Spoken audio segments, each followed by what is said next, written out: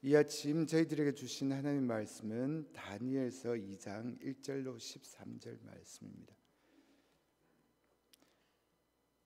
구약 성경 1233페이지입니다. 다니엘서 2장 1절로 13절 말씀입니다. 함께 합독하도록 하겠습니다.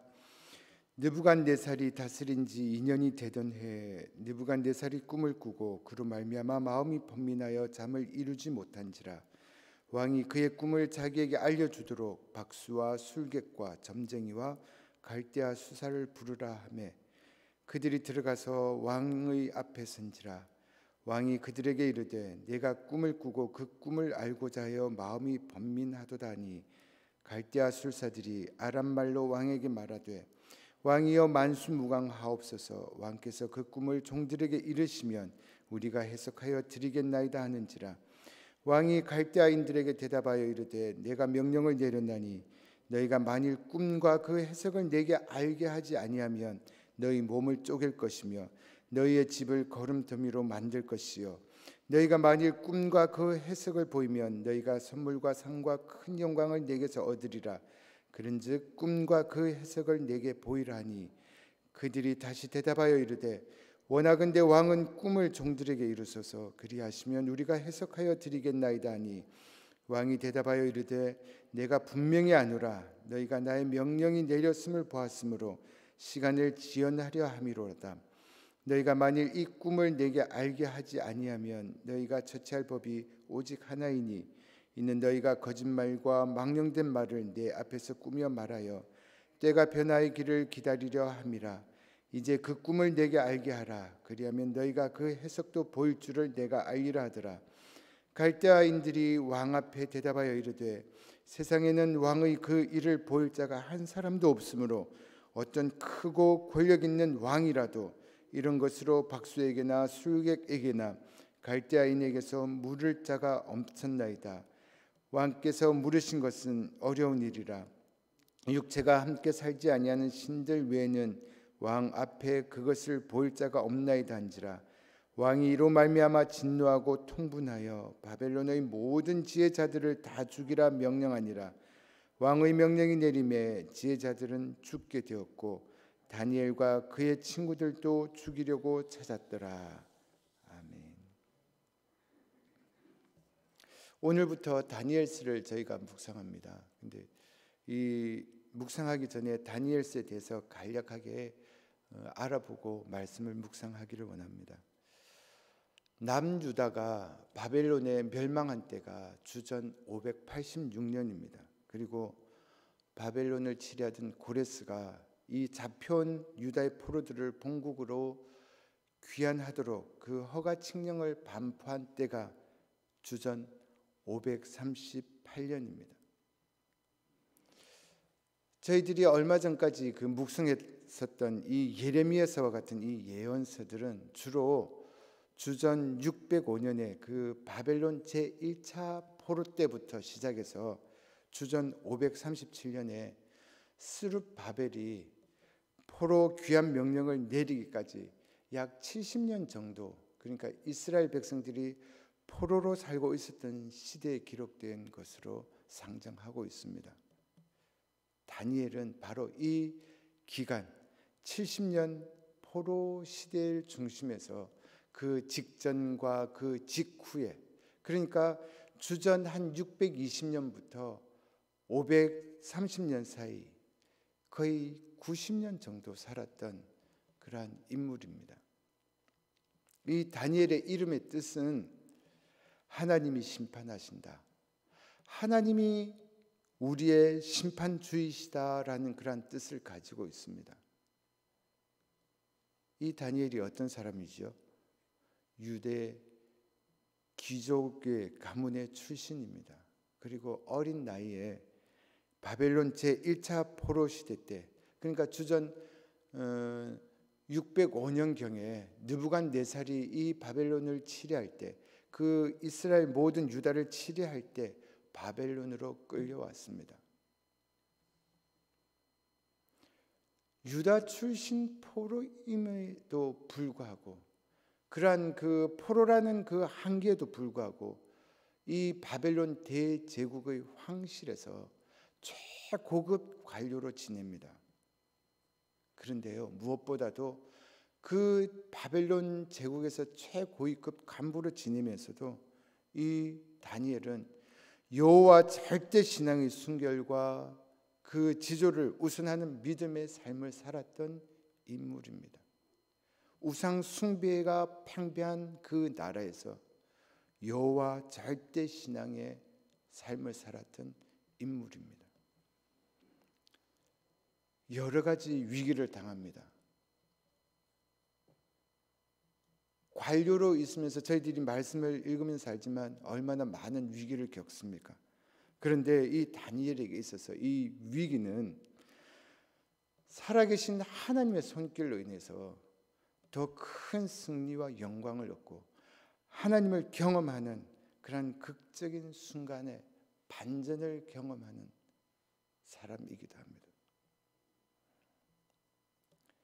다니엘을 중심으로 해서 몇몇 하나님의 종들이 이제는 하나님의 선민으로서 모든 희망과 믿음이 사라진 듯한 그러한 포로 시대임에도 불구하고 하나님의 종이자 선민으로서 하나님 나라의 최종적인 그 승리에 대해서 집중적으로 예언을 하고 있기 때문에 이 다니엘서를 구약의 계시록이라는 그런 별명을 가지고 있습니다. 선민의 타락에 대한 그러한 통렬한 책망과 준엄한 경험의 그 경고에도 불구하고 이 어두운 면보다는 포로 시대에 더욱더 찬연히 빛났던 하나님의 종들에 대한 승리와 또한 영원한 구원의 소망 등 밝고 긍정적인 면을 더욱더 부각하고 있는 것이 바로 이 다니엘서입니다. 저희가 읽지는 않았지만 그 1장에 보면 다니엘이 세 친구들과 함께 황실의 음식을 거부하는 그러한 사건이 나옵니다. 그리고 오늘 저희가 2장에서 읽었던 것처럼 느부갓네살 왕이 꾸었던 그 기이한 꿈을 해석하여 주는 사건들이 전개되어지는 그러한 것들이 지금 기록되고 있습니다. 오늘 저희들에게 주신 이 말씀을 통해서 저희들이 어떠한 것을 깨달아야 하는지, 어떠한 말씀을 더 붙잡고 지금 이 세대를 살아가야 되는지에 대해서 잠깐 함께 묵상해 보도록 하겠습니다. 오늘 말씀을 보면 느부갓네살 왕이 기이한 꿈을 꾸고 이를 해석하기 위해서 각종 지혜자들을 소집하는 것들이 나옵니다. 그런데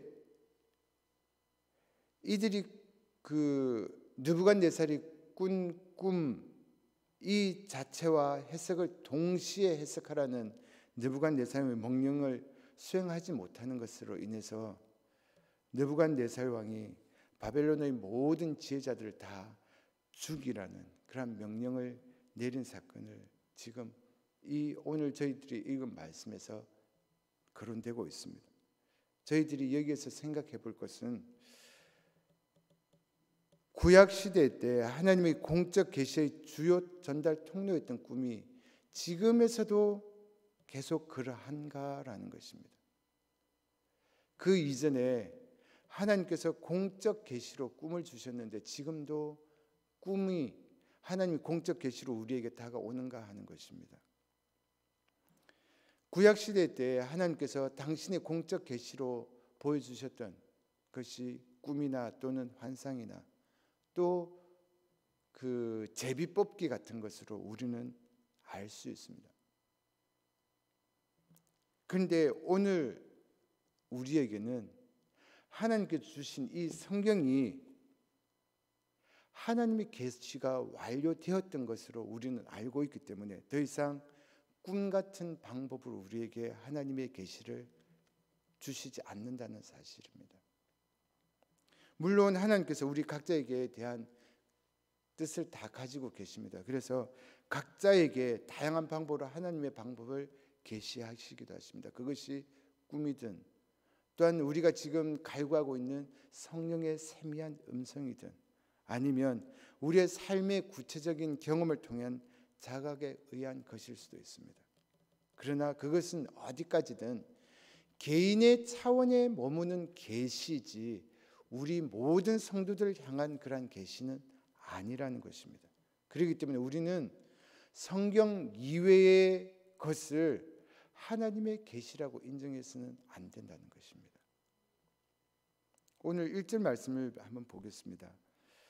느부갓네살이 다스린 지 2년이 되던 해에 느부갓네살이 꿈을 꾸고 그로 말미암아 마음이 번민하여 잠을 이루지 못한지라. 지금 느부갓네살 왕이 꿈을 꿉니다. 그 꾼 꿈으로 인해서 불안해하고 잠을 이루지 못하고 있는 지금 상황을 봅니다. 아마 그 꿈은 예사롭지 못한 꿈이었던 것 같습니다. 그래서 꿈의 내용과 그 의미를 알기 위해서 지금 느부갓네살 왕이 박수와 술객들과 점쟁이들과 갈대아 술사들을 지금 불러 모아다가 꿈을 해석하기를 원하고 있습니다. 느부갓네살 왕이 어떤 사람입니까? 수많은 전쟁터를 누볐고 또 수많은 나라들을 정복하고 지금 온 천하를 호령하고 있는 바벨론 제국의 창시자입니다. 건설자입니다. 이런 그 앞에 누가 두려워하겠습니까? 느부갓네살 왕의 말 한마디면 온 천하가 지금 벌벌벌 떨고 있는 그런 지경입니다. 그런데 이 느부갓네살 왕이 지금 자기가 그 꿈으로 인해서 번민하고 도무지 잠을 이루지 못하고 있을 뿐만 아니라 지금 불안에 시달리고 있다는 것입니다. 이 느부갓네살 왕이 꾼 꿈이 지금 2장에서 나오지만 뒤에 보면 4장에서 한 번 더 나옵니다. 이 모든 것이 하나님으로부터 말미암은 꿈인데 이 꿈으로 인해서 지금 두려워하고 떨고 있다는 것입니다. 이는 제 아무리 높은 지위에 있다 할지라도 지극히 연약한 인간에 불과하다는 것을 우리에게 말씀하고 있습니다. 아무리 세상에서 뛰어난 용맹성을 가지고 있고 또 강인함을 자랑하는 인간이라 할지라도 하나님 앞에서는 지극히 연약한 인간에 불과하다는 것입니다. 흙에서 와서 흙으로 갈 수밖에 없다는 허무한 존재에 지나지 않는다는 것을 극명하게 보여주고 있는 것입니다. 그렇지만 사실 불안감에 사로잡혀 마음의 평안을 누리지 못하고 있는 것은 비록 느부갓네살 왕처럼 절대 권력자들 뿐만이 아닙니다. 불안감으로 통해서 마음의 평안을 누리지 못하는 것은 하나님이 그 마음에 없는 자들에게서 나타나는 공통적인 현상일 뿐입니다. 결국 이 느부갓네살 왕은 어떻게 됩니까? 광인처럼 변합니다. 박수와 술객과 점쟁이와 갈대아 술사들을 부릅니다. 그리고 그들을 향해서 내가 꾼 꿈을 말하고 해석하라고 하는 어처구니 없는 황당한 요구를 합니다. 꿈을 해석하면 내가 꾼 꿈을 해석하면 상을 내리겠지만 그러지 않으면 너희들의 몸을 쪼개 죽이고 너희들의 집을 거름더미로 만들겠다고 지금 엄포합니다. 여기에서 등장하는 지금 그 박수와 술객과 점쟁이와 술사들은 바벨론에서도 아주 탁월한 그러한 예지의 능력이 있다고 여겨지는 사람들입니다. 아무리 예지의 능력이 있는 자들이라도 한결같이 지금 말하고 있는 것이 왕이 꾼 꿈을 먼저 말하면 우리가 그 의미를 해석하고 또 답하겠다고 지금 말을 하고 있습니다. 그런데 이 느부갓네살 왕이 꾼 꿈은 인간의 꿈이 아니라 하나님이 꿈의 형태를 취해서 하나님의 뜻을 나타내시고 있는 것이기 때문에 아무리 당대 뛰어난 지혜자라 할수라도 이 꿈을 해석할 방법이 없다는 것입니다. 그렇다면 우리 인생에 있어서도 마찬가지입니다. 해결할 수 없는 무수한 문제들 앞에서 우리는 어떤 자세를 취해야 하는가라는 한번 질문을 던져보게 됩니다. 이러한 문제가 우리 앞에 닥쳐질 때 우리는 먼저 우리가 얼마나 무기력한 존재들인지 인정하는 것이 필요합니다. 문제가 생겼을 때 이 문제를 가지고 세상의 현인들을 찾아가서 도움을 취할 것이 아니라 우리의 인생의 모든 문제를 해결할 수 있는 그런 지혜와 능력을 가지신 분께 도움을 청해야 한다는 것입니다. 이 분이 어떠한 분이십니까? 누구이십니까? 이분은 바로 전지전능하신 우리의 하나님이십니다. 하나님만이 우리가 가지고 있는 문제가 어떠한 것인지 또 그 문제의 본질은 무엇인지 잘 알고 계실 뿐만 아니라 우리가 가지고 있는 모든 문제를 해결할 수 있는 능력을 가지고 계신 분이십니다. 오늘 말씀 속에서 계속 접하게 되는 이 다니엘이 계속 살아가면서 성공적인 그 인생을 살 수 있었던 이유는 자기가 가지고 있었던 그 지혜와 탁월한 능력이 있어서가 아닙니다.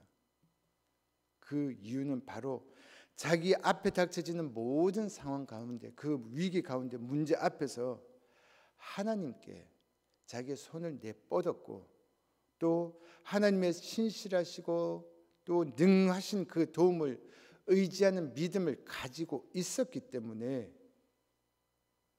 성공적인 삶을 살 수가 있었던 것입니다. 우리의 삶에 있어서도 우리가 홀로 해결할 수 없는 그런 큰 문제들로 인해서 어려워하거나 또한 힘겨워하고 있지는 않습니까? 아니면 혼자 해결할 수 없는 문제임을 잘 알면서도 내가 그것을 놓지 못하고 혼자 해결하려고 끙끙대고 있지는 않습니까? 하나님 앞에 모든 문제를 내어 맡기고 하나님의 도움을 구하게 되면 하나님께서 그 모든 것을 맡으시고 해결하시고 도움의 길을 열어주실 줄 믿습니다. 어렵고 힘든 일이 생길 때, 내가 해결하지 못할 것 같은 그런 문제가 생길 때 하나님 앞에 맡김으로 인해서 그 모든 문제가 해결되어지는 놀라운 기적을 경험하는 우리 양문의 모든 가족들이 되어지시기를 주님의 이름으로 축복합니다. 인간은 아무런 도움이 될 수 없다는 사실 기억해야 합니다. 또한 오늘 말씀 가운데 저희들이 생각해 볼 또 한 가지 문제는 세상으로부터 기대할 수 있는 우리 인생의 참된 해답은 그 어디에도 없다는 것입니다. 5절 이후의 말씀을 보게 되면 지금 느부갓네살 왕이 바벨론의 모든 지혜자들과 이 오가고 있는 언쟁들을 기록하고 있는 것을 보게 됩니다. 이 논쟁들 가운데 우리는 바벨론 수사들에 대해서 알 수 있는 것은 그들 또한 인간의 한계를 넘어서지 못하는 무지하고 무능한 존재라는 것입니다. 제가 아까도 말씀드렸듯이 이 수사들은 바벨론 제국에서 가장 지혜롭고 특별한 일을 행하는 자들입니다. 그리고 또 깊고 오묘한 지식을 가지고 있는 사람이기도 합니다. 그것뿐 아닙니다. 초자연적인 현상을 연출해내기도 하고 인간이나 국가의 기륭 화복을 예언하는 자들이기 때문에 왕이라고 할지라도 마음대로 할 수 있는 그러한 사람들이 아니라는 것입니다. 그런데 이런 자들에게서 느부갓네살은 지금 자기가 고민하고 번뇌하고 있는 그 해답을 조금 더 얻을 수가 없었다는 것입니다. 잠을 들지도 못하게 할 정도로 지금 자기가 큰 고민과 회의를 가지고 있음에도 불구하고 이 술객과 술사들, 점쟁이들, 갈대아 술사들은 조금의 도움을 줄 수도 없었다는 것입니다. 그 이유가 무엇일까요? 느부갓네살 왕이 지금 이 지혜자들에게 답을 구하기를 원하고 있는데 답을 구할 수 없는 그 이유가 무엇인가 하는 것입니다. 느부갓네살 왕이 지금 묻고 있는 것은 바로 초월적인 하나님의 계시에서 비롯된 것이기 때문에 아무리 세상에 가지고 있는 지혜자라 할지라도 그 답을 줄 수가 없는 것입니다. 여기에서 저희들이 알 수 있는 것은 세상에 가지고 있는, 또 세상에서 아무리 뛰어난 지혜를 가지고 있는 사람이라도, 아무리 박식한 지식을 가지고 있는 사람이라 할지라도 우리 인생의 근본적인 문제에 대해서 해답을 줄 수가 없다는 사실입니다. 도리어 그 질문이 깊어지면 깊어질수록 세상의 지식은 그 한계를 극명하게 드러낼 뿐이라는 것입니다. 그럼에도 불구하고 사람들은 이 세상의 지혜나 지식이 최고의 것이냐 절대시하고, 또 그것으로 인해서 우리 인생의 문제를 온전히 해결할 수 있다고 말을 합니다. 얼마나 허무맹랑한 거짓말인지요. 그 누구도 이 세상을 창조하신 하나님으로 말미암지 않고는 바른 삶의 의미를 이해할 수도 없고 그 삶의 의미조차도 알지 못한 상태에서 바른 삶을 살아가는 것 또한 불가능한 것인 자명한 일입니다. 어디로 와서 어디로 가는지도 모르는데, 또 역사가 어떻게 시작되어서 어떻게 흘러가고 또 어떻게 끝마쳐지는지도 알지도 못하는데 어떻게 제대로 된 삶을 살아갈 수가 있겠습니까? 만약 이 세상 속에서, 세상에서 가지고 있는 지혜나 지식으로 그 해답을 얻을 수 있다고 생각을 한다면 오늘 말씀에 나오는 이 느부갓네살처럼 허무하고 허망한 대답 외에 그 어떤 것도 얻을 수가 없을 것입니다. 물론 저희들이 세상을 살아가는 데 있어서 지혜나 지식 필요한 것 사실입니다. 그렇지만 우리의 모든 삶의 문제를 해결해 주는 데 있어서 충분한 것은 절대로 아니라는 사실입니다. 우리는 이 세상을 살아가면서 우리가 알아야 하는 바들에 대해서 탐구하고 또 우리의 노력을 통해서 바른 지식과 폭넓은 지식을 얻기 위해서 노력은 해야 합니다. 그렇지만 인간으로서의 한계를 인정하고 세상을 지으시고 우리 사람의 마음의 깊은 곳까지도 다 헤아리시는, 또 사람이 어디로부터 와서 어디로 가야 되는지, 또 이 세상에서 무엇을 하고 살아야 하는지 다 알고 계시며 섭리하시는 그 하나님을 인정하고 또 그 하나님의 깨닫게 하심을 구하는 삶을 살아야 하는 것이 우리의 인간이라는 것입니다. 우리의 본분이라는 것입니다. 그렇게 될 때 우리는 비로소 세상이 줄 수 없는 지혜로운 삶을 살아갈 수 있게 됩니다. 우리가 살아가면서 하나님을 믿는다고는 말을 합니다. 그렇지만 우리의 삶 가운데 때때로 하나님을 두려워하지도 않고 스스로 내 삶에 내가 주인이 되는 그러한 무지하고 교만한 삶을 살아가고 있지는 않는지 한번 돌아봐야 할 것입니다. 우리에게 주시는 오늘 말씀을 통해서 우리에게 절실히 요구되는 것은 우리가 추상적으로 느끼는 그 하나님을 아는 것이 아니라 구체적으로 우리의 삶 가운데서 하나님을 인정하고 하나님과 동행하는 삶을 살아야 한다는 것을 우리는 잊지 말고 기억해야 합니다.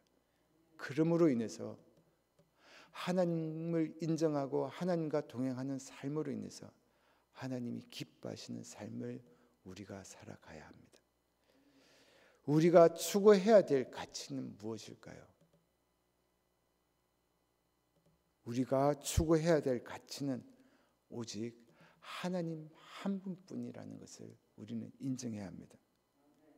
그리고 그것을 고백하는 우리 사랑하는 양문의 모든 가족들이 되어지시기를 주님의 이름으로 축복합니다. 우리가 살아가면서 추구해야 될 오직 한 가지, 하나님 밖에 없음을 우리는 입으로 고백하고 오늘 하루도 우리에게 주어진 시간 가운데 그 하나님으로 인해서 동행하는 기쁨과 승리하는 삶을 살아가는 우리 모두가 되어지시기를 주님의 이름으로 축복합니다. 참 좋으신 하나님, 우리는 살아가면서 우리가 가지고 있는 것이 전부인 양 하나님 때때로 교만할 때가 있었던 것을 고백합니다.